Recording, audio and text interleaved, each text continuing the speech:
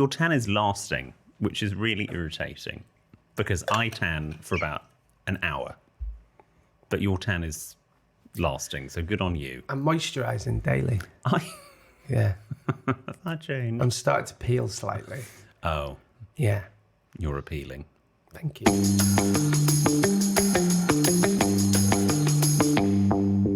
Hello and welcome to another episode of Help I Sexted My Boss, the podcast where we help you navigate the challenges of modern life, answering your 21st century questions and finding solutions to those everyday dilemmas.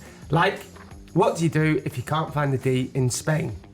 And are there any luxury spots in Benidorm? No. Yes, there is. The old town's beautiful. Right, yeah, but yes, it might be beautiful, but beautiful doesn't necessarily equate to luxury. And about half an hour away, there's a luxury spa and treatment centre. Fine. Are we staying there? No. Oh. And what should you do if you've accidentally sexted your boss? But we're not your usual agony aunts, are we? William Hanson, the UK's leading etiquette expert. No, we're not Jordan North radio presenter. I'm more Royal Ball, you're more pub crawl. Oh, I love a good pub crawl. And that's from John Bell Hatchett, thank you. I used to do pub crawls all the time. How about now? No, I can't, no. Oh, because you're old. Yeah. Okay. Should we have a gin de bonnet? You've heard of the Otley Run in Leeds, haven't you? Yeah, I've told you about the Otley Run. My mother thought James was into cross country when he started at Leeds. Oh, he's throwing himself into cross country. He's doing the Otley Run, and then we all learned it was a pub crawl. Yeah. I did it once dressed as a golfer. How original. Right, we're going to do a toast, and I would like to toast. I know who it's going to be. Who? And I agree with you. Yes. Sinead O'Connor. No. Oh. Well, at the time of recording, we just got the sad news that she passed away. It was also number one when I was born, that. What? Nothing compares to you. Oh, and nothing does compare to you. Thank you. Wish it did. I'd like to toast Jump Cut Jack and Sophie, or Jack the Snipper, who got married at the weekend, and now they're new Mr. and Mrs. Jump Cut. Mr. and Mrs. Jump Cut. Sophie's a producer on my radio show. Yes, of course. Absolute delight. So she works at Radio 1 and Jack works here at Oh my God. Hell. You're like their child. And when they first went on a date, Yes. um, Didn't Jack- they bond over sexted? yeah, this was years ago. Jack was painting and decorating, I think. And She wrote in about a man with tattoos. Do you remember that letter? oh yeah, Sophie Yes. wrote in. Yeah. Vividly. Yeah. And now they're getting married. They're so good. They're so lovely. Yeah. Anyway, so I hope they had a very nice time. It'll be coming up to your 1 year anniversary soon. Yes, a few more months, but yes. What are you going to do for it? I don't know. I don't know if we... Can you do that thing where a lot of people that get married up I know north, what you're going to say. they You go back a year later and you get half price on a meal? I don't think at Claridge's that's a thing. Well, it should be. I'm sure Claridge's will look after us, but I don't think we'll be getting half price in the restaurant or at the salad bar. Let's put it that way. Got me a pint glass. They did get you a pint glass. I know, it's somewhere in the studio set behind us. Anyway, as always, if you need our help with something, then we would love it if you got in touch. You can send your tales of trepidation to help@sexofmyboss.com, or you can tweet us or send us a message on Instagram @sexofmyboss, or you can write to William, who promises a handwritten reply on his own lettered paper. The address for that is on the website sexofmyboss.com. If you I thought we changed that. Oh. In the script, William, who promised you a reply on his luxury self-seal, what's it? I'll fire someone. Fire someone. We'll do the. If I was going to say, before I was rudely interrupted, if you're listening now and you've never written in before and you've been thinking for a while to get in touch, then definitely do. Because the listeners' problems and dilemmas make this podcast. They do make the podcast, yes. Yeah.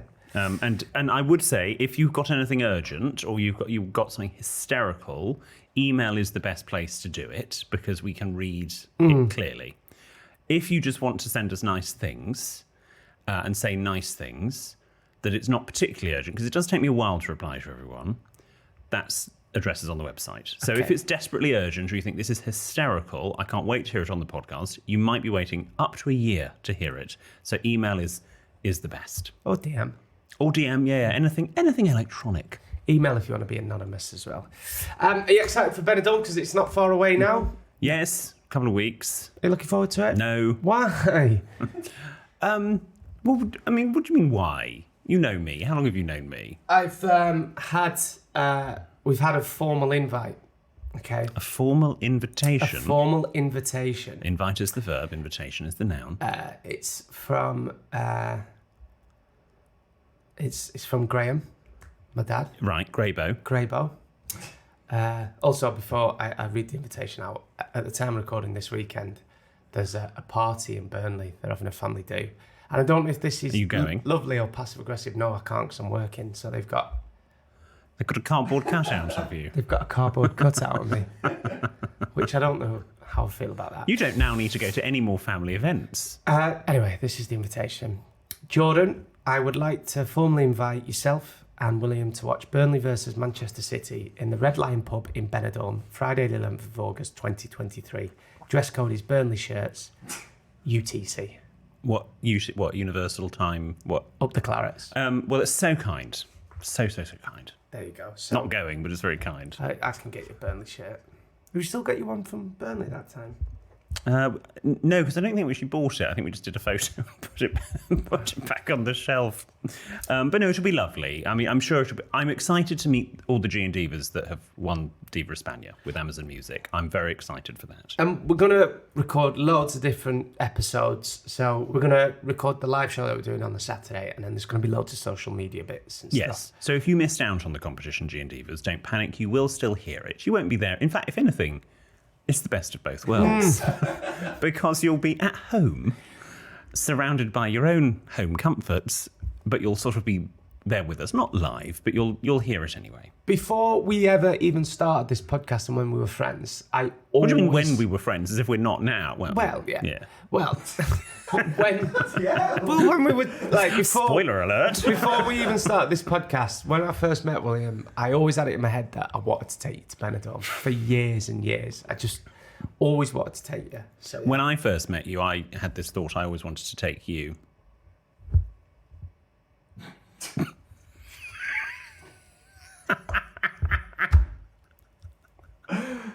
That's a joke. Oh, it was weird. That was really weird. You can't work out if you're disgusted or aroused. Definitely not aroused. How's your week been? My week's absolutely fine, thank you. We have a little update from G&Diva Christian, who I don't want to sort of reveal my sources, but Christian works in the political journalism field. And Christian texts me to say that he was in the Houses of Parliament and he was chatting to a political editor of a newspaper. Again, I won't say which one. And it turns out the conversation got onto me. And because they had seen us interacting on Twitter. And anyway, they were chatting along things. And the long and the short of it is that this political editor is also, like Christian, a G&Diva. Shut up. And it ended with them shouting, "Wendy, can I borrow your potato peeler?" in the Parliamentary Press Gallery corridor. No. So That's amazing. I have then said them during PMQs. That's now the next thing. See, this is how people say I've changed. The last time I heard it was in Greg's with actual Wendy outside Sunderland train station. Yes. Yeah. And you heard it in the Houses of Parliament. Talking of Wendy, and I didn't ask you this week. Obviously, you posted that photograph of the book and you going, the manuscript and doing your changes. Did Wendy like it? She loved it. Okay, good. Yeah. So we've got Wendy's. The only thing She could actually do the cover quote. yes, she could. The only thing she didn't like, there was a couple of bits, just words. She Any said, of my bits? no, she loved you. It's mainly my bit. She Oh, loved. yeah. She Well, that's fair enough. yeah. The only bit she didn't like was at the end where you called me a scruffy slob from Burnley. Oh, She yes. said, "You're not scruffy or a slob." No, that's nice. So I changed that. Not anymore. Yeah. Also, the level of, I don't know if we can say this, but looking at the sort of the notes that Jordan and I had on just the final little tweaks, my level of detail was over a nuance of royal protocol and whether Princess of Wales has the definite article of "the" in it, because if you are the actual Princess of Wales, you are Catherine, the Princess of Wales. Whereas Really not selling this book. if you're divorced, like Diana, she became Diana, Princess of Wales. If she was the Princess of Wales, it implies she is the current one. So that's the sort of level of detail I'm going in. Meanwhile, over on Jordan's column, is Blozza ER or ZA? And I just thought potato, which is really what makes this podcast go round. Are we keeping the plus a bit in? I think we are, aren't we? Who knows? But you were quick. I mean, I just like the contrast. Yeah. But yes, so no, my week's fine. I'm loving. I know she's having a bit of a resurgence. I don't know if you ever watched it back in the 90s. Jane Boulton from Airline. Yes. Yes. And not all, a couple of series are on YouTube. Actually, the same channel that have lots of the hotel inspectors.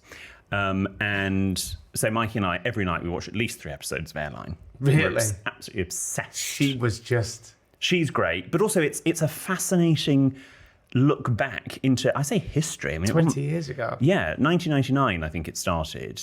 And obviously the airline industry was very different for the obvious reasons. And just customer service seems to be completely different to how it is now. And also, the thing I've noticed is people's obviously because cheap flights, EasyJet started just a couple of years before that, and similar sort of budget airlines, people sort of expected so much that they were so entitled. I mean, I appreciate people are entitled now, but they were so more entitled then because, of course, they were used to paying a lot more for their flights and getting better service. Arguably, you get really good service within the programme and on EasyJet, but they will turn up late or they don't have their passport, and suddenly it's the airline's problem. Yeah. So you didn't turn up with your passport. It's fascinating. Great. It's really. I've watched loads of episodes on TikTok. How is the old? You're everywhere at the moment. Yes. Now that you've got what's he called? Viral Freddy. Right. First of all, give us a sec. We need to talk about Viral Freddy. Okay. You're doing loads of TikTok videos at the moment. You're yes. everywhere.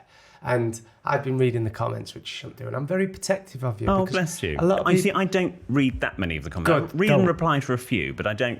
That's it then. Don't, because you won't be able to get out of bed in the morning. What? There's just some of it, and I'm very protective, and I nearly replied to some of them like, "Oh, I bet he's fun at parties." I was like, "Actually, he's quite a good laugh." And there was another one like, "I bet he's got." the quite qualifier in that. I bet he's got loads of friends. I'm like, actually, he's probably got more friends than any other person I've ever met in my life. Bless you. He's out more than Cat. So I was feeling very protective. But yeah, William's having a resurgence on TikTok. He's having a bit of a midlife crisis. A resurgence? I mean, I was never surged. He's thinking, look, if I've got to stay relevant in this game, I need to get loads of videos up on social media, which is true. So he's hired a videographer. Is that the right term? Social media producer. A social media producer who came into this studio last week, and I just I'm a bit obsessed with him. Okay. Since I've met him, yeah. I just keep chuckling to myself. He's great. I've followed him on Instagram and everything. Yeah, but he's quite young. He said he doesn't really post on Instagram massively because he's that generation. Like, oh, is he? We're the Instagram generation. Are they more? He's the one below. Oh, okay. Well, yeah. TikTok, Snapchat. Yeah, all that weird stuff. But he's just... I can't... Do you know what it was a bit like? Yeah. When we first met? Yes. And you made me laugh and I just was a bit, bewildered by you. Yeah. Well, if I go ill for whatever reason, you just do it with Freddie. He makes William sound like a northern miner. He's so posh. He sounds like Jack White. He's very well spoken. He clearly knows what he's doing because it's working. And all I do is sit there and eat a pizza, and then he films it and sticks it on the things, and it goes bonkers. I think we should get him on a bonus episode. Well, maybe we should. I think we should. He was so funny. Hilarious. But there was a certain gin that we had. He's like, "Oh, you don't drink that, do you? It's fucking awful." You've done. Hang on. You've just made the Freddie impression the same impression as my father. Yeah, well, I'm going to work on Freddie's. Okay, fine. I'll work on Freddie's. But nice. So William's going viral. All thanks to Viral Freddy. Just going back to Airline, and I don't want to make light of anything, but the episode we watched last night. They were showing, and this was in 1999, they were showing they did like a role play in a fairly generic looking boardroom to a hostage situation. And, well, for a start, on the back of of the sort of the fake terrorists, it genuinely had Easy Terrorist on the back, which I thought was a bit weird. And then they cut to like the sort of the debrief afterwards, and the sort of police officer or whoever it was doing the training was like, The terrorists, they will come in and they will use 3 things: speed, aggression, surprise. Well, that's sass. And I just love the fact that they've got this idea of a terrorist coming in. It's like, oh, hello, get you. Don't like what you're wearing. Give me the cockpit. This is a hijack. Hijack. It was the funniest thing ever. I mean, obviously, then it becomes not funny given what happened 2 years later. But it was in the moment, and with that slight, it's the easy terrorist on the back of the shirts. I mean, bonkers. Anyway, do go and watch them. Airline on YouTube, much better. Your week, all right? Yeah, good. I've been filming an advert this week. Been filming an advert. Yeah, and it's really weird. Wasn't sure there wasn't anything left for you and I to advertise. I know. It's really weird because I've got a stunt double.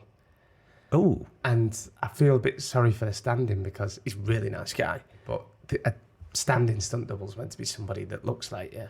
And basically they've had to put like a bit of a curly wig in his hair and sew it in. But I feel sorry for him because... And sew it in? Yeah, like sewing a wig in. I feel sorry for him because... Not sorry, that's not right, but like... He's 10 years younger, right? He's taller and way better looking. Right. So when he got the brief and they were like, you're standing in for Jordan North, he must have thought... Well, hang on. You're taking the piss, aren't you? Jordan, I've just got a whole idea. If you and I need a holiday, Freddie can be me, and we'll get your stand-in to be you. We can get my stand-in, yeah. No one will notice. It's so weird as well. Like, I've got pictures of us both in the same suit and stuff. I think I've shown you this. Is it doing anything for you? It's just like, how weird's that? Yes, that is odd. But, yeah. I'd like seeing double. And Are you filming? Oh my God! You're not filming the new edition of The Parent Trap, are you? No. They're not. They haven't recast it with you. That was such a good film with Lindsay Lohan. Yeah, Jordan North is Lindsay Lohan. You're like the girl that when they go camping. Oh, I haven't seen it. I mean, I haven't seen it recently. You know her stepmom when they go camping. Oh, how rude! The stepmom no one likes. Yeah, the blonde one when they go camping. Yeah, my friend George always used to say that my mother reminded him of Natasha Richardson, the actual mother in The Parent Trap. Oh, yeah. For those that actually want to know what my mother actually is potentially like. Yeah, your mum always reminds me of Thingy from Love Actually. Emma Thompson? Yeah. Oh, okay. She'll take that. Yeah, she's had that before. She does. Yeah. Like Emma Thompson. That's nice. And I've... I've broken the law. You've broken the law? I've got to go on a speed awareness course. Oh. It's very bad. You shouldn't speed. I wasn't speeding that much. I was only a couple over, but I hold my hands up. Yeah, because I think if you're completely over, you don't even get offered the speed awareness course, possibly. I think it's just straight to the points, yeah. Points, so yeah. Oh. I got points. Did you take the points? I asked for the speed awareness course and they said no. Oh, that's because you went... I think they just didn't want you. I'm fucking driving back from Christopher bloody Biggins. Oh, you got it done from driving back from Christopher Biggins? This isn't going in. Oh, yeah, it is. Producer Ben That's has very just told us, and I forgot this story, that he got points. He didn't get offered the speed awareness course when he was driving back from Biggins' house. It was because it was a rental car and we needed to get it back in time. So I was like, Did you not ask Biggins to pay the fine? no. No, it wasn't Christopher's fault. Did Suella Bellarmine, whatever she's called? What's she called? Hello to that political editor. Suella Braverman. Suella Braverman. Yes. Didn't she... She asked to have a private exclusive one. Are you going to... Maybe it could be you and Sue. Yeah. Yes. Can I have a private exclusive one? You're an old Suella. I did one about... And it's wrong to speed and stuff, it is. And I genuinely hold my hands up and what have you. But I went on one when I first passed my driving test about, years ago in Preston. Mm-hmm. And it was exactly as I imagined. It were two blokes. They were like somewhat from a Peter Kay sketch. They're like, right, bang, that's what could happen if you speed. Over to you, Dave. Right, thanks, Pete. Okay, the lot of you need to listen now. And then they play you loads of videos and you're just like, oh, for God's sake. And if you don't pay attention or you don't get a part of the discussion, Yeah, you have to participate. I've only done it. You fail it. I think I did one. I can't remember if I've done one or two, but I definitely did one on Zoom during COVID because thus we had to do them on Zoom because couldn't do them in the classroom. And This one's on Zoom. oh, is it? Yeah, I think you can do it. Oh, tell me it's on Zoom. Oh, I'll take the points. Tell me it's on Zoom. Oh, I'll do it. I'm sure. I think I can do it on Zoom. You've got to pay attention though. Yeah. If they see the screen flicking and you're checking your emails or browsing clothes websites, they'll you have to do it again. Anyway. He's the most focused person we've ever met. Jordan, yeah, you're right, Ben. Sarcasm is the lowest form of wit. So we're doing it, and we were talking about road signs, and they're like, and actually, I didn't realise this. I'd learnt lots. When you enter a new speed zone, when the speed zone changes, the first sign you get to is always bigger than the subsequent signs. So you get like a bigger 20, for example, and then the others are slightly smaller. And he was talking about size. Like, yeah, it's bigger. It's about the size of a dinner plate. And he went, it was the same instructor that you had. He went, don't ask me how big a dinner plate is, because who'd know that? Well, unmute. I think you'll find it's about 21 centimetres. Is that what you said? Yeah, and that was my contribution. Oh, how long was it? I think it was 2 or 3 hours. Oh, no. I think it was... We should make light of this. No. It's very serious. No, we're not. We're not making light of it. We're making light of dinner plates. Making light of dinner plates, but you're right. But I did learn a lot, and still to this day, where there's street lighting, it's a 30. That's one of the things I learned. Well, not in London, no, because half it's a bloody 20, isn't it? Let's put it this way. Where there's street lighting, it's not higher than 30. Also, as well, so I've had that thing in my car where the ding comes on when you go over. The what? The ding. Like when you reach 30 and it dings to let you know that you've got to 30. You Right, can do that fine. on most cars. Oh, does it? Okay. But it absolutely sets my undiagnosed ADHD off. Like, it's dinging all the time, so I've had to turn it off. It was driving me absolute crackers. Ding! Well, that would probably be why you've ended up in the position you're in. I know, yeah. So I can't, I can't do it for you. Send your stunt double. Yeah, mate. Oh, that's a good shout. Oh, yes. Oh, no, that'd be illegal. That would be illegal. That would be illegal. And we're not Do you do condoning this? it. Does anyone else? Do you turn the sound down on the radio to see better? Yes. Like when you're parking? Yes. Or when If you're I'm stressed, I will smack that radio off. turn the sound down so you can see better. Yeah. No, Yeah. I absolutely do that. Or do you ever get in the car, turn the ignition on, and then the The radio's radio on. blasts? Yeah. Switch back over to Radio 2. I would...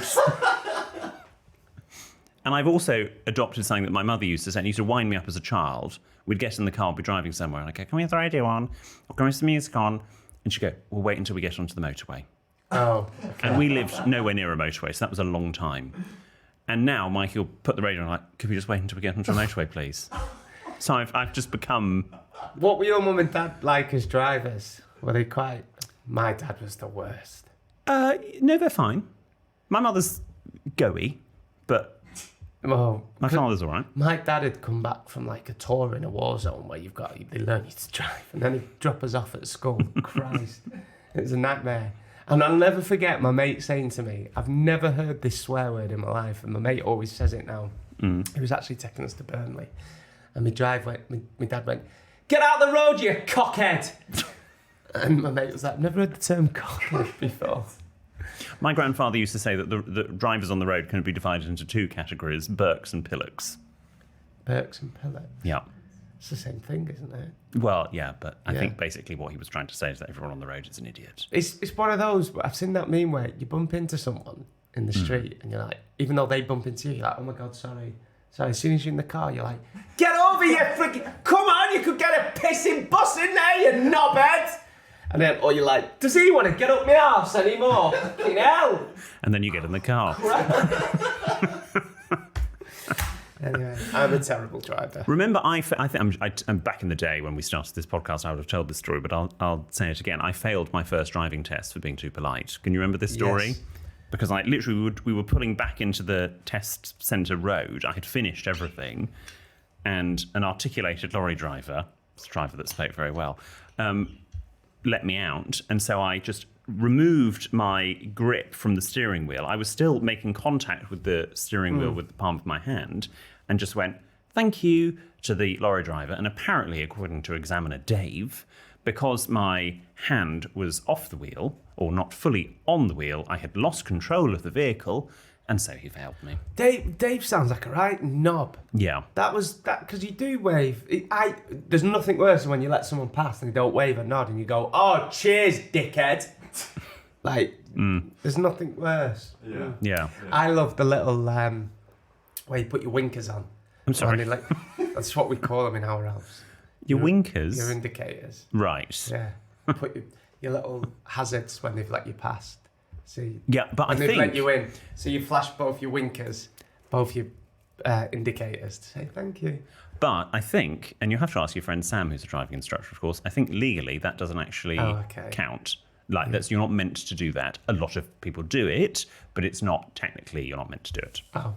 You're actually, I think the highway code, unless they've changed it, you're not actually meant to thank anyone at all, and I think that's very rude. Yeah, I agree. Yeah. My grandma once got, have I ever told you this in the car? We still laugh about it now. She once got mixed up with her seatbelt. She said to me, "Dad, Graham, get your strap on." We were all laughing. She was like, "What's so funny about that?" And trying to explain a strap on to an 80-year-old woman. We were once playing, do you know the game Tell Me? It's a very simple board game.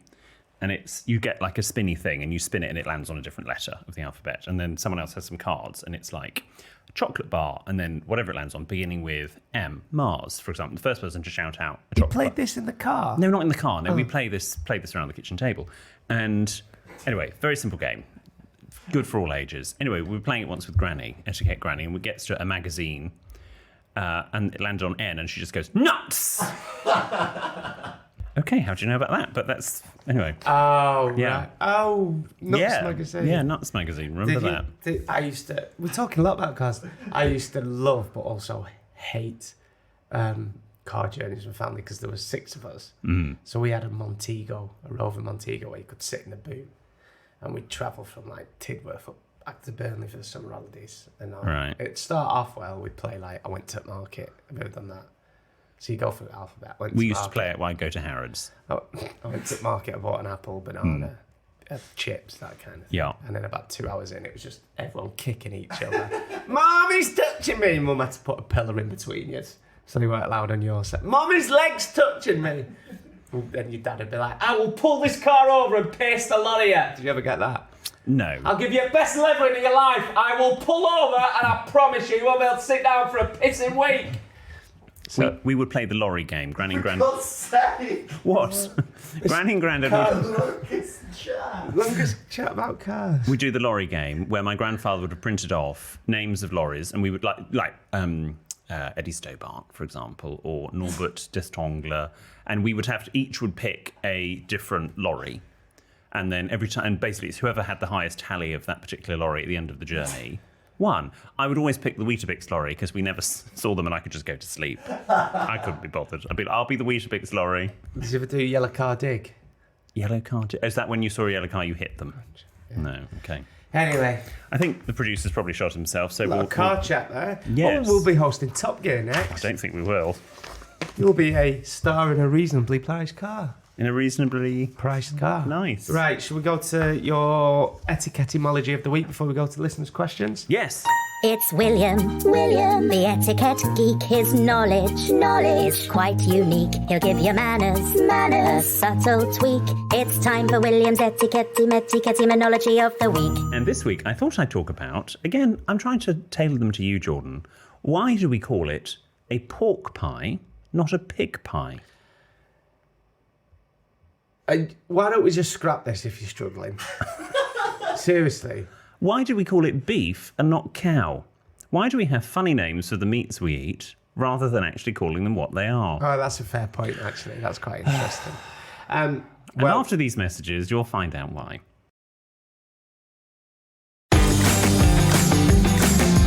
All right, G&Divas, thanks for sticking with us. It's time for William's Etymology of the week. Why do we say, "Oh, I had a lovely bit of beef last night," instead of saying I had a lovely bit of cow? Or, "Oh, I love a pig and red sauce butty"? Well, we don't say pig and red sauce butty. Why? We say pork. Say sausage. or sausage. Yeah, but whatever. Or we say venison rather than deer. What meat's venison? Deer. Innit? Yeah, in it. Or mutton instead of lamb. sheep. Oh. I had venison for the first time in Lake District. Did you? It was really dear. Oh dear. Done an etymology and a jolly joke kind of week. Well, you did a joke. Anyway, it's a popular misconception that we have different names to distance ourselves because some people say, oh, it's because we're squeamish and we don't want to call it. If we call the roast beef or we said roast cow, we won't want to eat it. That's got nothing to do with that. Remember, a lot of people traditionally, historically, didn't eat meat. Meat eating as a concept is relatively new because to store meat, of course, you needed a fridge. Fridges were not around. You could have cold rooms or ice rooms, but it was problematic. What did they eat? Just bread? Yeah. Now, pig, to be fair, was easier to do, and you would smoke it or roast it, for example. So pig was a popular meat, but the other ones are quite new. And lamb, we'll get on to lamb in a minute as to when that started. Anyway, because English, of course, is derived from many languages, principally Latin and Germanic languages, there is a difference between the elite, that's me. You got any matchsticks? I know exactly how this conversation is going to end. The elite in society, so we'll call them the Williams, spoke the Norman French, whereas the natives stuck to Old English. So you would have spoken Old English, and so basically to use the Norman French names was more sophisticated. So pork was pork with a C, beef, boeuf, mutton, mouton, veal was veau. And even butcher, the word butcher, where you go to get your meat, comes from the Norman French boucher, meaning to eat, like a amuse-bouche, your bouche, your mouth. Okay, that's why we have butchers. So it was actually a more sophisticated thing to use the Norman French words, whereas your lot would have called them something else, but probably wouldn't have been eating the meat anyway. And lamb, of course, lamb is lamb. It's just a young sheep. And we call it lamb because it's relatively new. It goes back to the 1940s, which is when people started eating lamb. It came over from New Zealand, so it's not that much of a new thing. Lamb as lamb, not mutton. That's obviously older sheep. So basically, is mutton, can you eat mutton? Yeah. It's not to everyone's taste, but you can eat it. But basically, the longer we have been eating something, the weirder the name, so it doesn't correspond. Whereas things like lamb or chicken, for example, chicken is chicken. It's a relatively new thing in terms of when we have started to eat it. Oh, okay. So there's a little bit of history. It's actually really interesting. When did we start eating chicken? Well, originally chickens were used for just like for eggs, basically. That was the purpose of a chicken. And then when it started to be eaten, they were actually called pullets. I've seen a video on TikTok of a chicken actually laying an egg coming out of its bum. Orifice. Where does it come out of its fanny? I don't know where What are you laughing at? Right. And it come out and it was all wet and like silky. And then I've not had eggs since. And I love eggs. And I don't know if it's pumped me off for life. Honestly, it comes out like it's got like it looks like jizz. It's come out and loads of things out and it's like proper put me off. And the guy who does it goes and cooks it straight away. Like you don't see that on Chicken Run when you was a kid. No. It was really fucking weird. Sorry to swear. Sorry.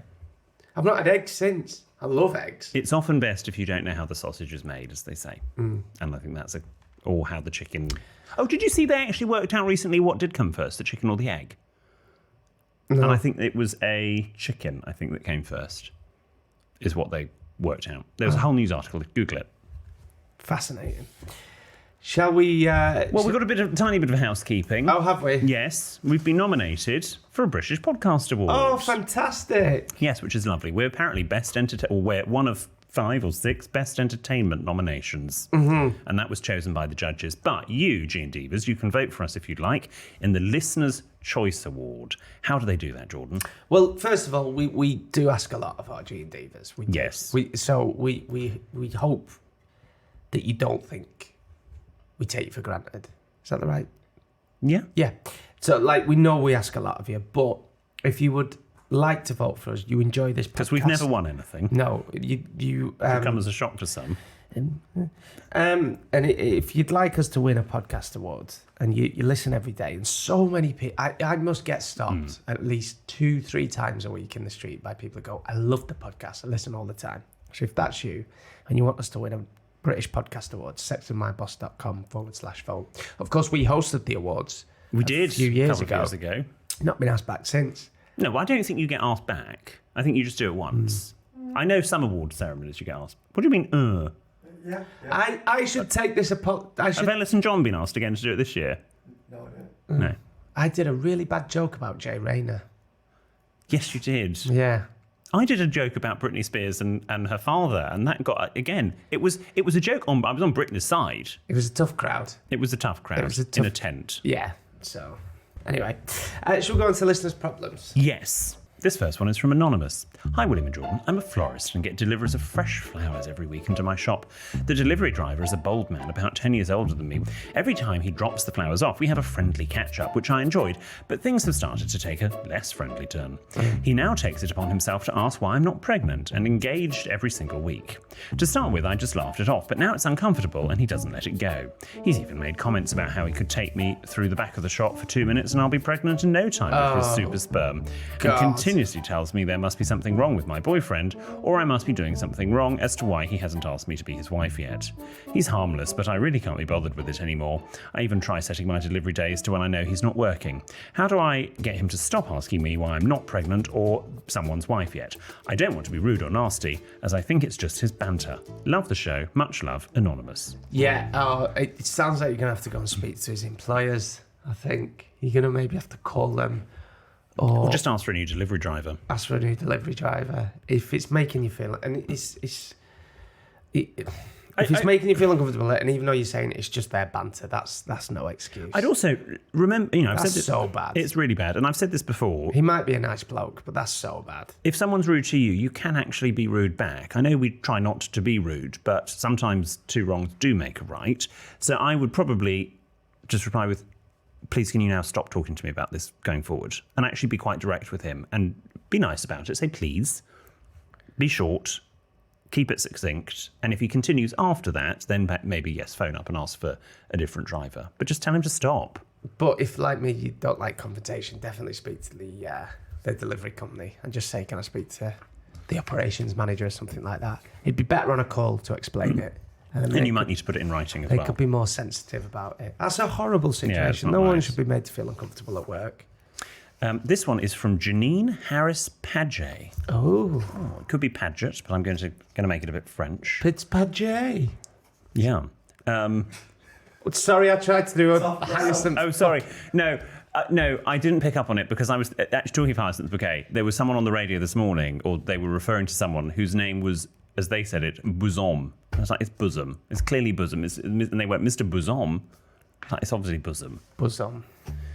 Dear William Jordan, EPP, I'm really hoping you can help me with a little issue that occurred today. Yesterday, a beautiful photo of my 88-year-old Nana landed in my family WhatsApp group. I loved it so much that I decided to print it out and frame it. Unfortunately, our printer is playing up, so I decided to visit a local printing shop. I was served by a lovely member of staff who was swift in getting it printed. But as I got my card out to pay, the gentleman said there would be no charge for the photo. I was a little confused, but then he followed up by saying, I have a feeling I know what it's for. As we were staring at each other in silence, I noticed the sympathetic expression on his face, and it hit me. He thinks Nana has died and this is for the funeral. Mortified, I just stood there, not sure what to say. I couldn't lie and pretend it was for her coffin, as that felt like very bad karma and something I think about every time I looked at my beautiful photo. Equally, I didn't feel I could say she was alive because he was trying to do something kind, and it would be just so awkward for him. A total no-win situation. So my question is, what is the etiquette for when someone makes a mistake like that? It gave the entire family, including Nana, a good laugh, but I won't be getting any more photos printed for a long time. Thanks for all the laughs, Janine Harris Paget. Janine, I probably would have just rolled with it. You did the right thing, but I would. No, but she's worried that will then trigger bad karma. Yeah, that's true. Yeah. So I think you did the right thing. Hilarious. But he did the right. I would just say, I'd be honest, and I appreciate in the moment when, the world stops and it probably feels like minutes, but actually it's seconds. I've just gone, oh no, that's so kind of you. This is just a photo. She's still with us, God willing. That's really kind. I'd like to pay for the photograph, please. Do you know what? I might get a picture of my grandma printed and get it for free. I never thought of that, because Grandma Glenys is still alive. Oh, that's a really good hack to get a free picture printed. I don't think that's the moral of this. I'm going to go in all sombre in black tie. Yeah, can you just print this? Sorry. Just give me a sec. I'm fine, it's just been a hard week for the family. Can you just print this picture of my grandma, please? Yeah. Free of charge. Oh, thank you. I'll mention you at the funeral. Thanks, bye. I'm going to get a free picture now. You didn't need a picture printed in the first place. I'm going to get a picture. My mum keeps sending loads of... Don't, so I will actually cry. What? Keep sending loads of pictures of Frank in the WhatsApp group. Oh, is Frank all right? He's not. Don't. Okay. I'm okay. No, seriously. So I'm going to get some of them printed out. That's nice. He's so skinny at the moment as well. He's just weeing and pooing everywhere. My mum's like, it's a sign of things to come when your dad gets that age. I'm like, can we not make a joke of the dog dying, please? Anyway. This is from Anonymous as well. Hello, Jordan and William and PB. I work in a building with shared kitchens. I didn't like any of the mugs in the cupboard as they were either filthy or said things like, world's best dad. And as a female with no children, I didn't think it suited me. Oh, I'm with stupid. Yeah. I popped over to Morrison's and treated myself to a lovely mug. It's very distinct and is green with zebras on it. Sounds lovely. Not long after this purchase, I noticed it had gone missing. And then to my dismay, last week I saw a lady in the office walking into her office with a freshly made cup of tea in my mug. I thought to myself, I'll wait until the end of the day until the mug is put back into the kitchen and I'll then take it to the office and put it in my drawer. However, at the end of the day, I saw the lady leaving her office with all of her paperwork, Tupperware, and my mug. What do? Do I say, hey, that's my mug, or accept defeat? I've never spoken to her and don't want to come across as pathetic or rude. Lots of love, Anonymous. Anonymous, this is brilliant. We've never done mug workplace office etiquette. What is it? Mug-etiquette. Mud-etiquette, because No. I can't, please. What is it? Cat. Mug-etiquette. Yes. Mug-etiquette. We've never done this because Never again at this so rate. many people get annoyed. Yeah. So, if I was in the office... Do you have a mug at your work? I don't, but at the BBC, we all have like plain white mugs. Yes. Okay. Weren't they a band? So when I go in the cupboard at work and there's loads of plain white mugs and there's the odd mug, you don't take that mug because you know that's somebody else's, don't you? So yeah, if you're in a workplace and you see a nice patterned mug, then that's probably somebody else's. If you go into a workplace and all the mugs are different, then you maybe should take your own in and everyone sticks to it. I tell you what you could do. What's your advice? And I've learnt this quite recently with various things.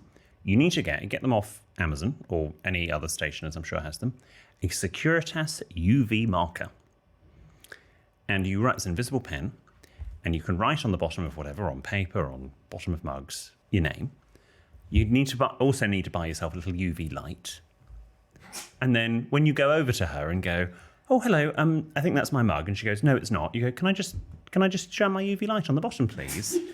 And then you see it says their name, Anonymous in this instance. You go, that's my mug. Thanks so much. I have that back. Have you got UV light now? No, I don't. Okay. I'll go and get one.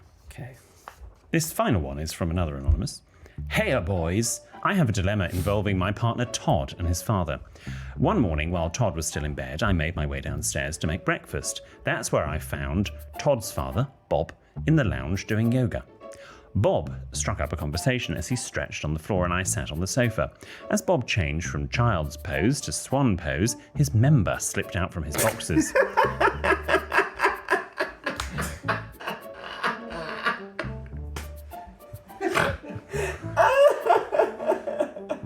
I'm only laughing because this happened to me, Dad. He's taken up yoga as well. Okay, well, let's finish this letter. His member slipped out from his boxes and I got a full uncensored view of his genitals. He scrambled to hide his sausage whilst I tried to look away. Nothing was said and the conversation continued as normal. I'm not going to lie, I was slightly surprised by his todger, and if I'm honest, it got my juices flowing a little. Wow. Wow, this is taking a turn. I always found older men attractive, and Bob is definitely attractive. Friggin' hell, this is taking a... This is the most help I sex and my boss letter. Jesus wept, this is taking a turn. When I think about it, if I wasn't in a loving and committed relationship with Todd, Bob would be someone I would totally go for. I would never do anything whilst I'm in a relationship, but I feel a bit guilty for seeing my partner's father this way. Firstly, do I need to tell Todd that I've seen his dad's willy? And secondly, what should I do about these simmering feelings for Bob? With much love, Anonymous. I just thought this was going to be an innocent letter, and how'd you cope with seeing your father-in-law's dick? And I would say you ignore it and you don't say anything about it. Or you do what happened. My dad, exact same thing. He was speaking to a mate from work. He'd come in the gym and my dad was chatting to him. Right. And his mate from work said they were talking about the day ahead or something. It was early in the morning. And the guy just said, Graham, I can't take you seriously with your bollocks hanging out. My dad just tucked him in and they cracked on. So that would have been my advice. This is a whole heap of shit that I don't know where we start. No. I would. Your first question is, do you need to tell Todd you've seen his dad's willy? Yes, in a comedy way. Yeah, do it in a light-hearted way. Yeah. This was funny. Not during the heats of passion, though. No. Oh, by the way, I seen your dad's dick, yeah. No. What should you do about these simmering feelings for Bob? Absolutely nothing, because he's your father-in-law. Exactly. And also, why is Bob not wearing boxers? Oh no, even sometimes with boxers on, they slip out. Maybe the button was broken or something. Yeah. Yeah. Yeah. I mean, let's put it this way. If should anything happen to you and your partner, Todd, and you split up, you can't then start dating the father. No, you can't. So, I mean, we don't know the gender of Anonymous here, so I don't know if, I'm going to guess that Anonymous might be a man. Possibly, yeah. Todd's father, Bob, even if you did split up with Todd, probably isn't going to be into you. And also... For two reasons. I agree with you there. Bollocks are hard work. I'm sorry? Your balls are a nightmare, aren't they? They get in way, they're always there. Bollocks are a nightmare. Why do you get them removed? Well... I don't know. You could do that for a bonus. I'm just saying, I'm not getting castrated for a bonus. Bloody hell, but just what it's like, bollock, like, if you don't have bollocks, they can be a bit of a nightmare. You know what it's like? Yeah. When I was learning to row, that's why they all wear those things, because they're slipping out and everything. I'm sorry? What? Jordan, I'm going to ask you a question here that I never thought I'd ask you, but how big are your bollocks? I've just got a vision of these two great big footballs down there. I never thought you'd ask me that question. No. How big are your bollocks? Average, I'd say. Just a normal size, darling. Can't believe we're having this conversation. Today's got to be one of the weirdest episodes. There was a lad at our school who, no, it was at uni actually, who called him Space Hopper. He had massive bollocks. He used to get them out as his party trick. He used to put them in a pint glass. Yes. He could put his bollocks in a pint glass and hold the pint glass like non-handed. Honestly, he had huge balls. We had someone at school who also had large bollocks who would get them out for a party trick as well. Yeah. Yeah. Did you ever play cock or ball? No, you have. No, I haven't. We're not doing it on tour. Okay. We're not doing it in Benidorm. It's never happening. My mate used to do it. Anyway, right. I think we're finished. Big Bob's bollocks. Yes. Bob's big bollocks. What a load of bollocks. Proper British swear word, that, innit? Yes. It's all balls. All bollocks. What's coming up on the weekend release, Jordan? Absolute bollocks. I don't know, where's my script? I can't believe you just asked me how big my balls are. What's coming up on the weekend release, Jordan? We've got a special guest on the weekend release this week from somebody that Williams... Is it Alex Polizzi? No, it's somebody that you've worked with. Oh. You know who it is. Gino DeCampo. They know a thing or two about getting frisky. Frisky, as in bouquet? Frisky. Okay. Is frisky the same as horny? I believe so. Oh, okay. Always remember you can listen every Tuesday and Friday, watch us on YouTube on Mondays, and share us on your socials all week. You can send your tales of trepidation to help@sexwithmyboss.com, or you can tweet us or send us a message on Instagram @sexwithmyboss. Here you go. Or you can write to William, who, in the fullness of time, promises a handwritten reply on one of our luxury greeting cards with executive self-seal envelopes. The address is on the website sexwithmyboss.com. You should read that. You'd do it better. Right? Probably. We'll see you on Friday. Goodbye.